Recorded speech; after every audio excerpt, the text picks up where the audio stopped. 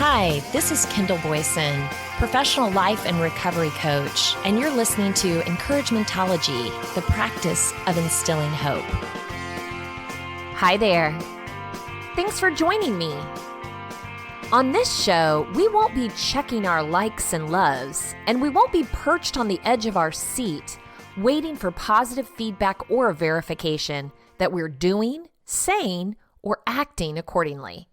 Instead, we will be content with the discovery to better understand our need for validation. Recognition or affirmation that a person or their feelings or opinions are valid or worthwhile. Why do we need someone else to make that declaration for us? Why do we look to others for approval? It's true. Even if you try and say it isn't, all people want to be liked. So where's the edge from being accepted to needing acceptance? An important part of this self-discovery journey is to understand who you are and why you need or want certain things. From the physical to the emotional, through your strengths and your weaknesses. What makes you tick, and what can you do to be self-satisfied while connecting with others in a healthier way? Everyone loves a compliment. Okay, well, maybe not everyone. Some people are shy and uncomfortable receiving or giving compliments, but it's nice to be appreciated and valued. You take the time to get dressed up or make a delicious dinner or put an extra shine on the spring cleaning, and it would be nice if it doesn't go unnoticed. That seems like a normal give and take for humanity, right? Right.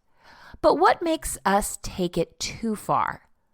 What causes us to crave more than a simple thank you, you got this, or I love your hair? You're going to hear a lot of different angles on the topic of validation, from why we crave it to how to distance ourselves from what can be an obsessive need. So let me tell you why I felt it necessary to explore this topic. I'm a little worried, frankly. I feel like I've reached a level of maturity which helps me step back and observe things as they happen versus being in the thick of it. Some might say being on the fringes is risky because you're too far away from the action to have a real opinion, but in this case, I think it's best. Social media and the internet in general have given the normal human being more exposure than we've ever had in history. Everyone can be seen and heard if they choose to be. Look at me, listen to me, I'm over here. And instead of it being a one-way conversation that a soapbox might create, they're looking for feedback, agreement, encouragement, and validation. We know it, and yet we feel compelled, almost guilted into participating. You see a new profile pic of a friend of yours. What do? Great pic. You're so beautiful. Love your smile. Stunning. Gorgeous. Like, love, love, love. Feels pretty good when it's happening to you, right? Let's be honest. Let's explore the feeling to find the threshold. Gatika Sachadev relays an expert's advice on why do some people need constant validation in her article for healthshots.com. Have you noticed that certain people are forever in the need of being praised by others? Why is validation so important for them? Over the years, the concept of validation has come to the forefront, more so due to the surge in social media. The moment you upload a picture or a story on a photo sharing or video sharing platform, the desire to be liked and appreciated takes over. Of course, not in the case of everyone, but this is what such platforms feed on, the insecurity of their users. So what exactly is validation and how can it hamper your life? And why is it that certain people require it more than others?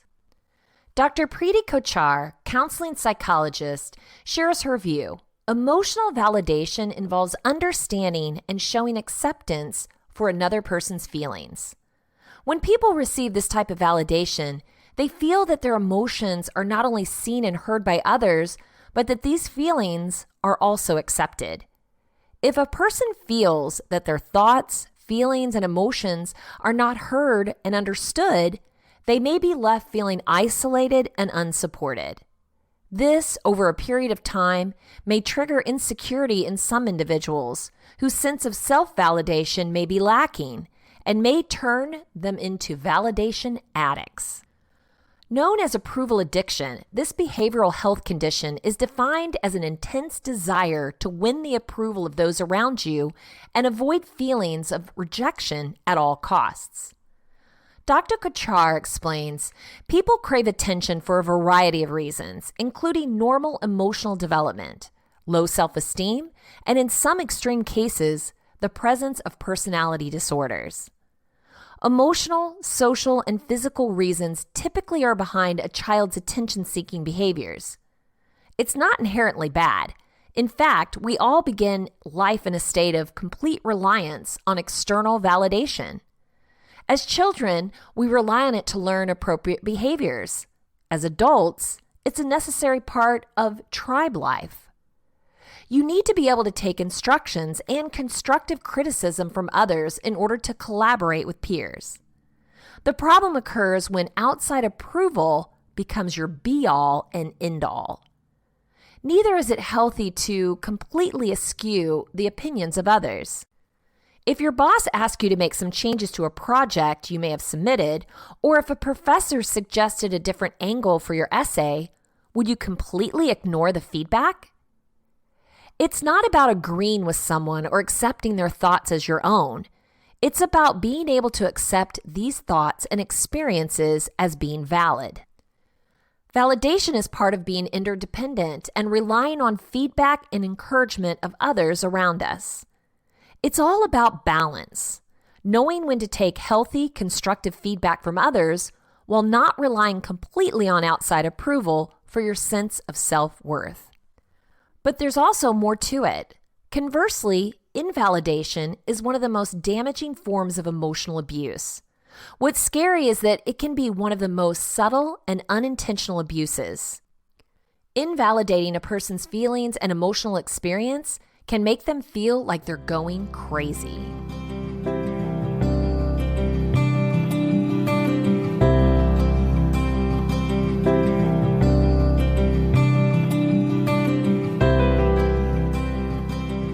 Dr. Kochar says stonewalling involves refusing to communicate with another person, intentionally shutting down during an argument, also known as the silent treatment, can be hurtful, frustrating, and harmful to the relationship.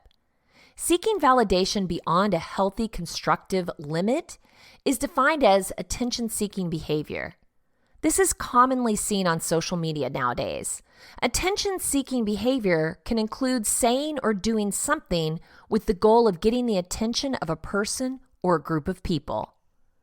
Examples of this behavior could include fishing for compliments by pointing out achievements and seeking validation, being controversial to provoke a reaction, exaggerating and embellishing stories to gain praise or sympathy, pretending to be unable to do something so someone will teach, help, or watch the attempt to do it. Attention-seeking behavior may also be driven by jealousy, low self-esteem, and even loneliness. Self-esteem is a broad term covering a variety of complex mental states involving how you view yourself. When some people believe that they're being overlooked, bringing back the lost attention may feel like the only way to restore their balance. The attention that they get from this behavior may help provide them with the feeling of reassurance that they're worthy. Loneliness can result in an urge to seek attention, even in people who don't normally exhibit attention-seeking behavior. Feeling insecure in your relationship from time to time is completely normal. However, if you find yourself and your partner exhausted by your constant need for reassurance and your daily life impacted by it, you may have a condition known as relationship OCD or ROCD. If you regularly seek such validation, it might escalate to become your need. It might start affecting your everyday choices. Your sole goal might change into pleasing people around you, even if it conflicts with your internal values and feelings. So how do you break this cycle? Dr. Kachar says an effective first step in breaking the need for validation from others starts with understanding the type of validation you're seeking. Do you want to be acknowledged through social media? Are you interested in hearing that you are one in the group, the best one at work, the ideal spouse, or perhaps the greatest parent? Learning to recognize when you're seeking validation from external sources is the first step. By acknowledging this behavior, people can choose a more effective option, breaking the cycle and learning to look internally for validation. Some good ways to start are: take a social media break. I know we're going to hear this over and over during this show, but we all know it's true. Getting off social media is a great place to start. This eliminates any comparison with others or the anxiety and stress about how your picture, post, or comment is being seen and received by others. Be mindful. Look carefully at what you're doing. Look for improvements and make a record of these either as a mental note or in a journal. This is self-validation that helps you acknowledge your own abilities, talents, and skills. Don't ask for validation. Instead of seeking validation from others, ask yourself first. If you do receive validation, encouragement, or acknowledgement, recognize the praise and acknowledge it, then stop. Don't seek to ask others or seek out others for validation. Keep in mind that validation is not a bad thing in life. It's affirming the positive. It only becomes problematic when it becomes the focus of all you do.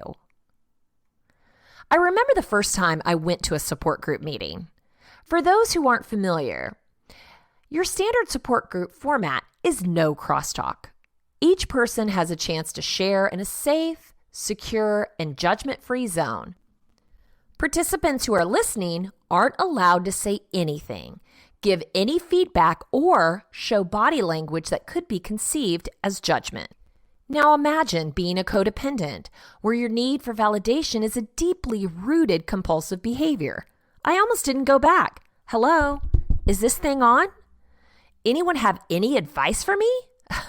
The exact reason I was there. Now there's the irony. But I did keep going back, and their motto was true. Keep coming back because it works if you work it and you're worth it. Oh, now, I still ask Matt how much he likes anything I cook, and I tend to rely on a consensus versus just going with my initial gut feeling. But I'm getting better. Alexandra Sliepsovic explains why you need to stop seeking validation and start thriving in her article for lifehack.com. Validation is the desire to have someone else's approval or agreement with what you say, believe, or do. Humans are naturally social creatures. We thrive in a community and therefore have a strong desire to belong in that community and seek validation from it. You may think that's perfectly normal, and it is. We've already learned this. But where things get a bit blurry is when we start to base all of our decisions as well as the course of our life on a collective agreement from others. A simple example would be making a decision and asking your friends and family the usual question: do you think that's a good idea? We already know the idea is good, but we seek validation and agreement from our social circle. Although we do value others' opinions and how they shape our perspective, we're much more motivated by external validation than our own input. The deeper question here is, why? The power of outside influence. It all comes down to the idea of belonging in the world, in your community, in your circle of friends, and your family. When we have the sense that we belong, our love for others and ourselves skyrockets. The love fuels our self-esteem, and it also motivates us to be better and do better in the world. How can that be bad? This builds up to what psychologists call self-actualization. This term refers to our own ability to realize our fullest potential and develop our skills and talents to serve that potentiality. In other words, It's our launch pad into limitless possibilities because we finally believe we're worthy of them and have what it takes to accomplish them. How does this connect to outside influence and validation? Well, the psychologist who coined the idea of self-actualization, Abraham Maslow, believed that to achieve this highest level of awareness, our basic needs first needed to be met. Those include primary needs, such as food, shelter, water, and safety, but he also included basic psychological needs, such as the sense of belonging, love, and healthy self-esteem. It's no surprise that any gap in these basic psychological needs leaves us open and vulnerable to rely on others for validation. When our self-esteem suffers and we don't believe in our own power, we turn to our community for help. In every sense, this is a wise decision. After all, our communities are there to help support us and lift us up when we're feeling down and out. However, there exists a fine balance between asking for advice and depending on it to chart the course of our life. When we begin to depend on this validation as the primary driver, we're turning over the power of our entire life. We already know that depending on validation from others disempowers us in living our own life. But what are some effects of living a validation-seeking life? It's important to recognize these as red flags so that we can avoid them. Remember, knowledge and observation are power. When we're constantly seeking approvals from other people, we're only paving way for more anxiety and depression in our life. We may seek validation from others personally, such as conversations or groups. Most often, via today's technology, we seek validation online, such as in social media posts and engagements. Anxiety and depression begin to play a part when we either don't get enough validation from others or when we're anxiously and addictively waiting to receive it. Not only does this continue to strip us of our own power to make decisions, but it also adds unnecessary stress to our life. It may sound like this probability is scarce, but almost 70% of the U.S. population uses social media actively. With the features available on platforms like Facebook or Instagram, we're constantly validating each other. For the record, this isn't to say that social media is the culprit. It's simply a magnifying glass to a root cause that has always existed. Another notable factor to consider is that receiving advice does not come in neutral packaging. When we're intent on making choices based on other people's opinions, we're also taking on the experiences of other people. Lastly, and most importantly, seeking validation disconnects us from listening to our own intuition. Our decisions are best left to ourselves and listening to our gut feeling when thinking of how to proceed. It's all right to ask for help when we need a fresh perspective on something, but we ought to be careful to not let that support become a crutch. When we listen to our own intuition, we're also practicing deep trust within ourselves.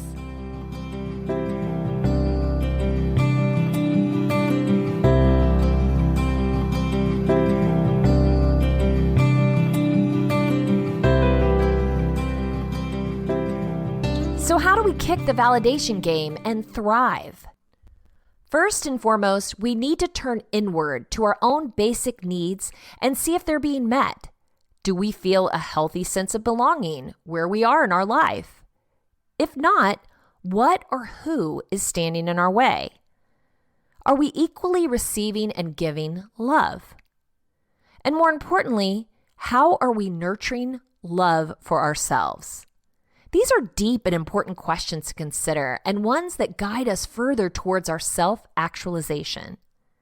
Feeding our self-esteem is a potent practice of fully stepping into our own power again. This may look like removing ourselves from certain social circles where we feel peer pressured or minimizing our social media use altogether. Another powerful practice is meditation. This is a sacred ground for developing our intuition and trusting what comes up. We've often heard that all of our life's questions are answered within, and meditation is the vehicle to those answers. Listening for that deep intuitive nudge is the only validation that's worth seeking because it's our own. When it comes to nourishing our self-esteem, there will be times where that power sways and when our confidence takes a hit. These are normal and expected turbulences of living an authentic life. But if we continue and tend to these needs, we'll grow to realize that our inner power is our greatest asset. From this place, we can accomplish anything we set our minds to and thrive. This is the practice of self-worth, and it comes in the form of receiving the love and blessings that come our way. We need to learn that we deserve all the goodness of this life. The next time you receive something, take it all in. Truly appreciate the kind word, hug, compliment, or recognition. Don't be quick to dismiss it or return it to the sender. The more you can receive, the easier it will be to believe yourself worthy of it. Welcome the perspective of others, but don't depend on them to show you the way. Only you know what is best for you, and this comes through the practice of trusting your own way by following the gentle whispers of your intuition. It will never steer you in the wrong direction. Validation is a slippery slope. It begins when we seek other people's opinions on our decisions in life, and it becomes complicated when we depend on this validation and live our life from the mode of people-pleasing and meeting others' expectations. Not only does this disempower us, but it also adds more stress, anxiety, and depression to our lives. Based on Maslow's psychological studies, we need to meet our basic needs of safety, survival, love, and a sense of belonging in our communities. This will allow us to tend to our self-esteem and listen to our intuitive guiding signals. From here, we can cut the ties of depending on validation and instead forge our own path in life and thrive along the journey. Professionally, I'm very decisive. I'm confident and direct. I have no problems asserting my opinions or ideas. But personally, it's a little different story. Does that sound familiar to anyone? On the outside, I'm confident and outspoken, but I shy away from confrontation and make decisions based on everyone else's comfort level. I'm very agreeable, to the point that I consider what others think and feel before myself. Remember that support group? Yeah, it's an ongoing process. Today, it's more about catching myself during this type of behavior and reminding myself of things I've learned. How to remember that everyone can take care of themselves. That without my input, things still get done. That my feelings, my time, and my opinions are valuable. That I need to be kind to myself and realize I'm still growing and learning. My journey is not over. Where are you in your journey? Not sure if what you're doing is really crossing the line of needing validation? Well, over at consciousrethink.com, I found 12 examples of approval-seeking behavior and how to drop your need for validation. Do you ever wonder why you seek the approval of others so much? Or why you feel the need to do things to please others rather than yourself? Perhaps you do it and it bothers you.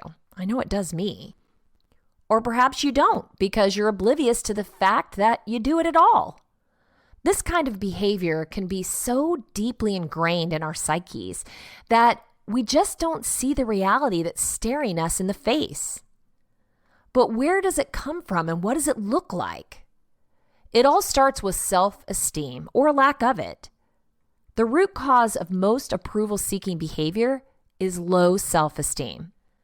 This sense of inferiority arises from many factors. Some relate to your natural personality, while others stem from external influences like your upbringing, cultural experience, education, and work life. As these build upon one another over time, The need to seek the approval of others for pretty much anything we do and say gradually intensifies. If one lacks self-belief and is generally self-critical, it would seem only natural to seek validation from others. So here are 12 examples of the types of behavior that are common when we're trying to get approval and validation. Number 1, taking disagreement personally. When someone disagrees with something you've said or done, do you take it to heart as a personal slight and feel upset or even insulted? This is a classic response for a people pleaser because the quest for approval has failed. Number 2, changing or adapting your point of view in the face of apparent disapproval. You voiced your opinion on some matter, important or not, and someone responds with an opposing view. Do you vigorously defend your position or find yourself softening your argument in order to fit more closely with theirs? An approval seeker's opinion changes depending on who they're talking to because they lack confidence in their own convictions and are keen not to alienate others by adopting a conflicting view. Number 3, afraid to say no for fear of disapproval. Are you a serial overcommitter? Do you always say yes when asked to do something when your instinctive response is to say no? Physical and emotional exhaustion is the end result of this behavior and leads you to resent all things you've committed to. But it stems from the need to please and your quest for approval. Number 4, not standing up for your own rights. Being a human doormat to be walked over by whoever chooses to do so is so much easier than saying, hey, no, that's not fair, and standing up for yourself. Failing to draw the line and say no just reinforces your lack of self-belief and even causes others to think less of you. Number 5, gaining attention or acceptance through gossip.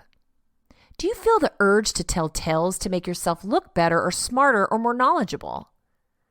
Sharing gossip gives you the power to impress others, to be the center of attention, and to gain kudos. This temporarily bolsters your low self-esteem. Number 6, appearing to agree with someone verbally, non-verbally, when you don't. How often do you find yourself listening to an enthusiastically expressed opinion that you don't agree with, but appear to agree with nothing less? By expressing support for a view you don't agree with, either with words or a nod of your head, you're not being true to yourself. You just want that person to approve of you and like you.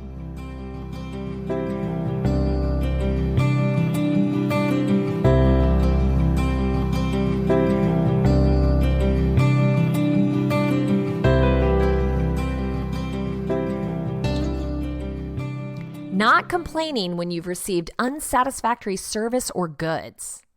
How many times have you moaned and groaned about the food or the service in a restaurant, but when the waiter cheerfully inquires if everything's okay, nod your head and say everything's fine and dandy? The worst you might do is leave a smaller tip, right? Or you bought something that doesn't meet your needs, but you don't have the courage to return it to the store. By not taking issue with these things, you're reinforcing your own lack of self-worth.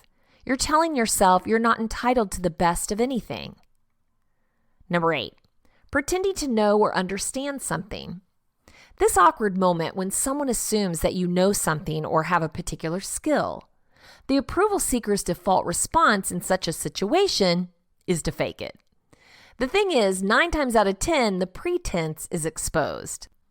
Sadly, as you've probably discovered, rather than gaining the approval you seek, you get condemnation and ridicule instead.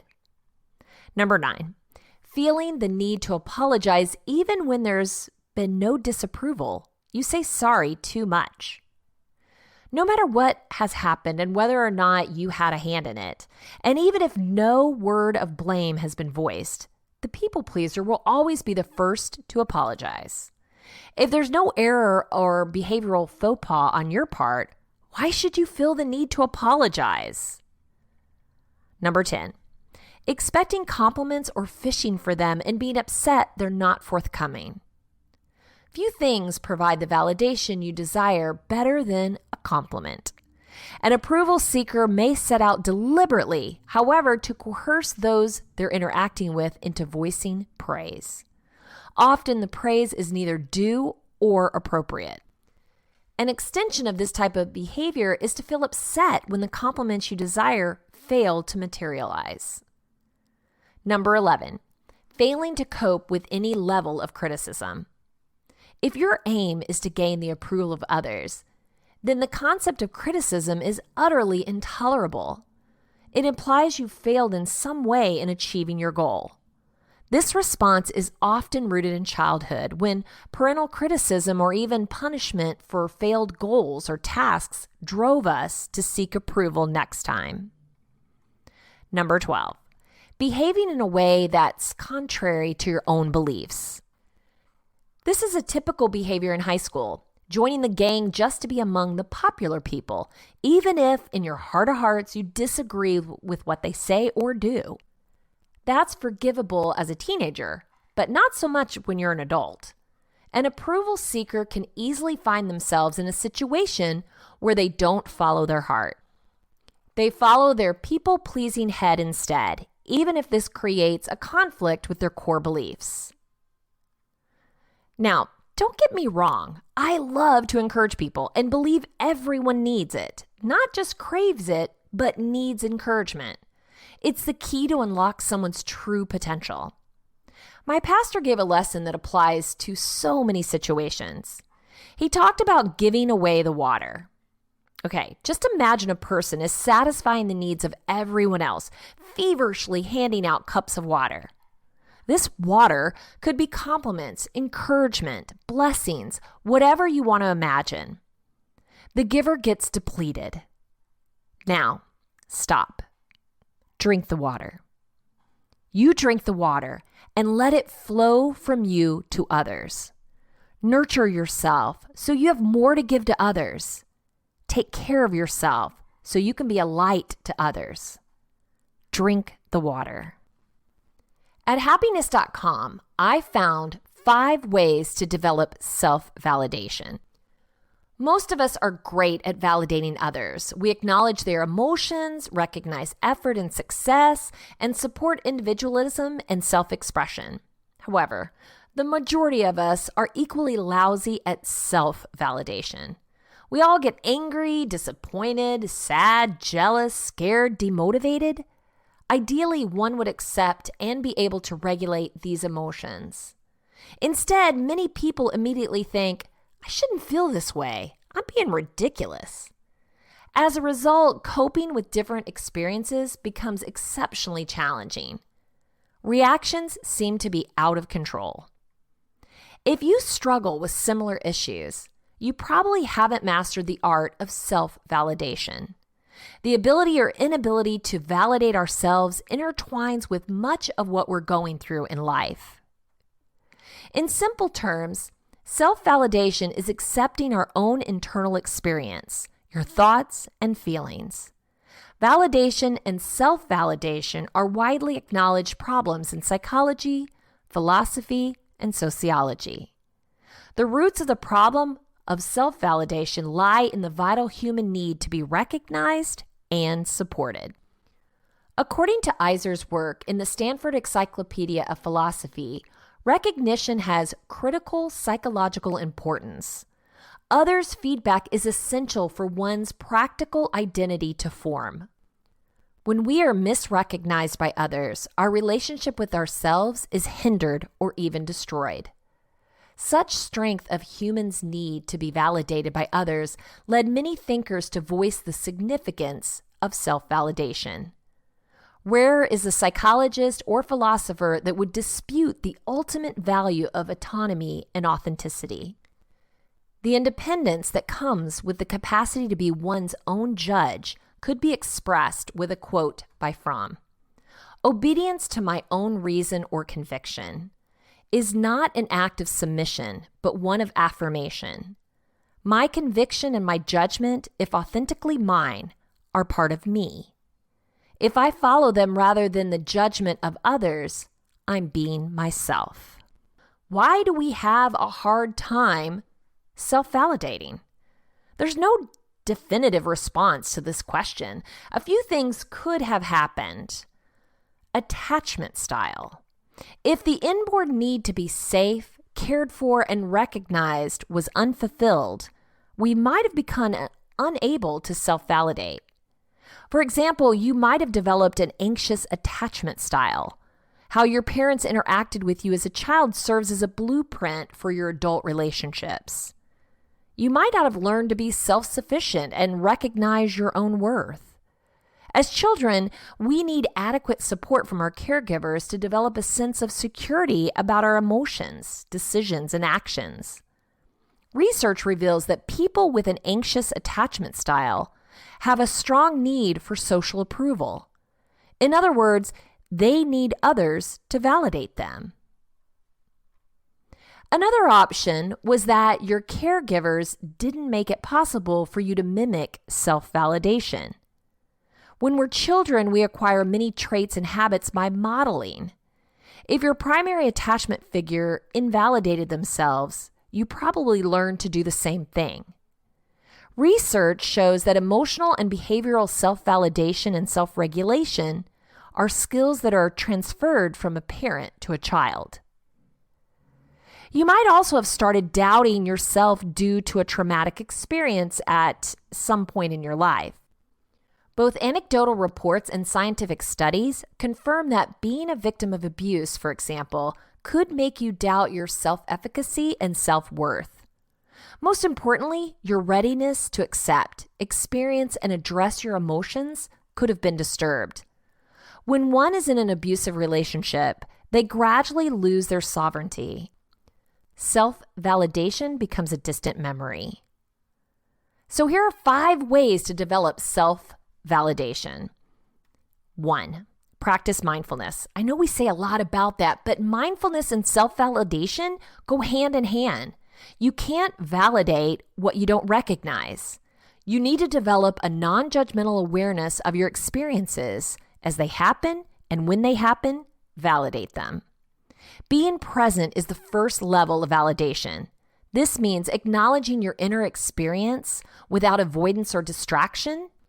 Mindfulness will help you regain grasp over your emotions and build up strength to cope with them. 2, be brutally honest with yourself.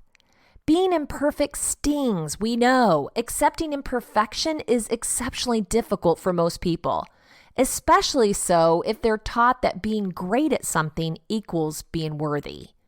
If your parents and social environment were too demanding, it might have resulted in unhealthy perfectionism.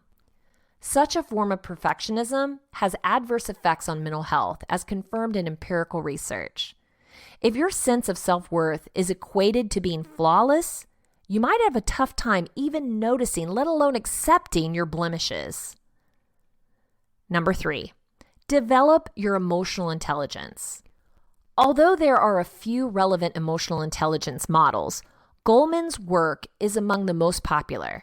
He proposes that EI consists of 5 constructs: self-awareness, self-regulation, social skill, which is being able to get along with others, empathy, and motivation. You can notice how EI is necessary for your ability to self-validate. With EI comes the ability to reflect on your experiences and emotions. Luckily, EI is a skill that can be learned. Therefore, to master self-validation, start developing your EI. 4, connect with your body's responses. Some people have grown so detached from their inner world that they need to tap into their bodily reactions first. In this regard, some elements of body-centered psychotherapies could be used. According to this group of approaches to psychotherapy, the body is not just something we have. We are our bodies. Mindfulness and self-validation go hand in hand. You can't validate what you don't recognize. You need to develop a non-judgmental awareness of your experiences as they happen and when they happen. This means we live as a whole, as an inseparable totality of body and mind. When we learn to validate who we are and what we experience, we should include our body's responses into the equation. Where are your emotions? What does your body do when you feel a certain way? How does it respond to people and events? What is it trying to tell you about yourself? Number 5, self-validate by acknowledging your past experiences. The final piece of advice in developing self-validation skills is to learn to validate yourself by acknowledging your past experiences. They fused within yourself and made you who you are. You now need to practice recognizing both positive and adverse experiences and their consequences. How will this help you practice self-validation? Let's say that you had an intense reaction to your partner's criticism of something you did. Try not to think you acted like a cuckoo there. You could self-validate this reaction by saying, "It's understandable that you felt this way. Your mother or father would punish you harshly for failures, and you're still overly sensitive to criticism." Such a validation doesn't mean that you condone erratic behavior. It means that you allow yourself to feel whatever it is that you're feeling. You also name the emotion and understand its cause. These are the first steps to get into a self-validating mindset. Additionally, these are the first steps towards growing as a person. Self-validation is freedom. Freedom to experience life as it is. Yes, the ugliness too. It gives you self-determination in picking your path. You get to do it independently of others' influence, be it conscious or subconscious.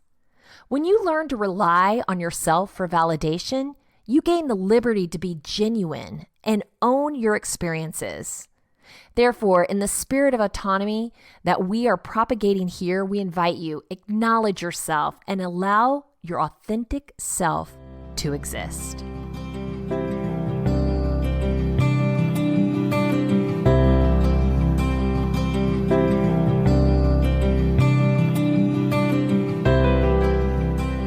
If you want to share encouragementology with a friend who needs to know they are not alone in this journey of self-discovery, you can visit encouragementology.com or anywhere you stream your content to receive this episode and all others. Follow us on Facebook for additional encouragement throughout the week. So I challenge you, drink the water. You are enough and you have enough, and what you offer is valuable. Look within to self-satisfy and meet your basic needs before seeking validation and acceptance from others. I know you can do it. Thank you for listening to Encouragementology with Kendall Boyson, where we find positive ways to handle some of life's challenges. I stumbled through until the path was clear.